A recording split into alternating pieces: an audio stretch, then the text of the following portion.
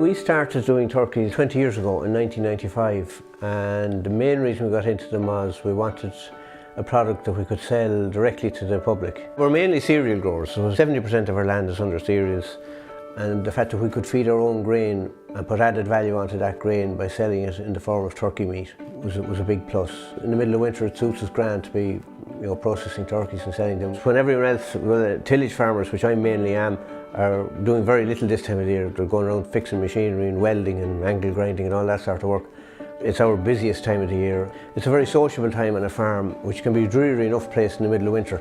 And to have people coming into the place is lovely. And we do Christmas trees as well, and apple juice. To me it was very strange. I'm not from a farming background. These little creatures came in, down and into the shed, and a few days later out into the fields. And it just went from there. So I suppose my thoughts at this stage are that 1994 was the last ordinary Christmas, normal Christmas we had. We started off with 50 and we're in around 680 now this year. On a daily basis, they're let out every morning. They go out into the orchard, which is about 2.5 to 3 acres, and they graze away there until about 12 o'clock. Then they get a little bit hungry and they come back in and they get grain inside in the shed. Well, we feed them on our own wheat and oats for two reasons. First of all, it's economical for us to do because we're growing our own grain. But secondly, feeding them whole grain, now it's not ground, it's whole grain, that puts a tiny little layer of fat underneath the skin of the breast of the bronze turkey. And when you cook the meat, that fat that's underneath the skin will come through into the breast and you've real moist meat.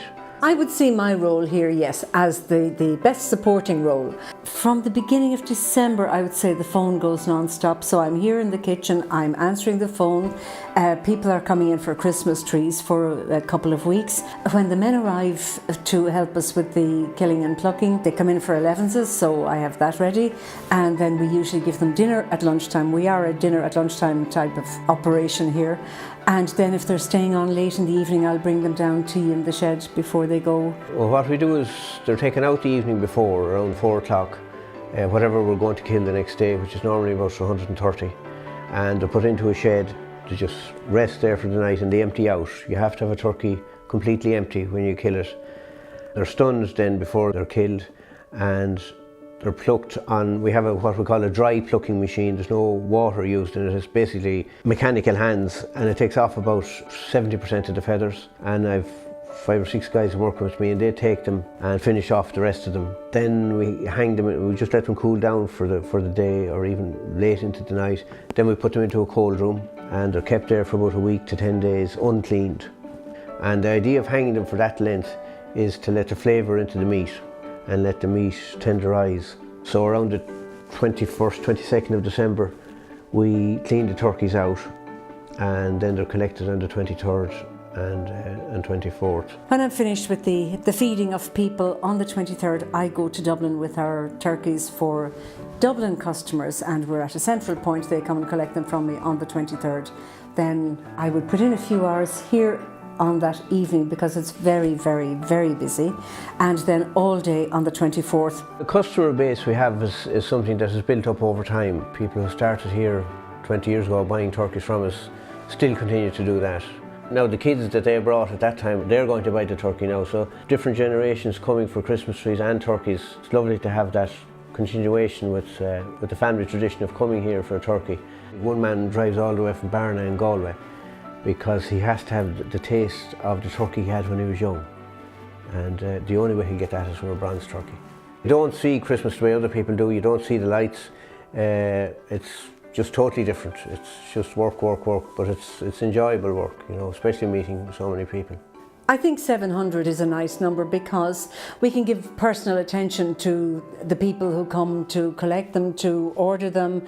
If it went into the thousands, I think you'd lose that personal element, and we don't want that. We're happy with it as it is, and people seem to be happy too. They keep on coming back. Some people are even good enough to ring us or write to us after Christmas and say how much they have enjoyed the turkeys. There's one letter that sticks in my mind from an old lady years ago, and she wrote telling us how much she had enjoyed her Christmas dinner and that the turkey was much nicer than a bought one.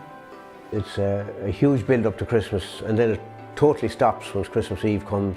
9 or 10 o'clock Christmas Eve, the last turkey is collected, and it all stops. The farmyard is silent of people and of turkeys, and you just don't know what to do with yourself until you see a whole lot of things to be done then in a few days' time when you go out and look for them. So Christmas Day, we put on the dinner, and it doesn't matter what time it is finished, that we just chill out, and when it's cooked, when the turkey is cooked, we sit down, have our Christmas dinner, and then I think we all sit down and fall asleep. So that's it.